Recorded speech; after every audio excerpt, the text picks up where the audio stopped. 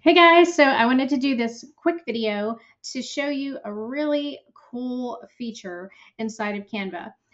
Sometimes we have desire, let's say, to change up our text. And so that's what I'm going to show you here today. In the apps, when you go here on the left, you click on apps and you're going to see one that gets closer up to the top, but it is called Typecraft. And you're going to love this. So go ahead and open it. And what you're going to do first is, of course, the text. I'm just going to say it's October, which I already have there. And then it gives you different fonts to choose from. So I'm just going to go with this one here called Deuce.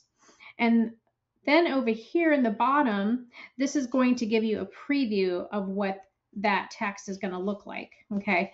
So then what you can do is just pull these little levers here, and then you can shape the letters or the word however you like. And this is going to be great for if you want to make logos or just want to make something a little more fun and interesting. So there's that. So let's say I'm done shaping it up.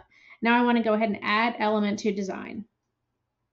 So there it is. It went inside. So I can delete this now because I decided I want something that looks a lot cooler. So there we go.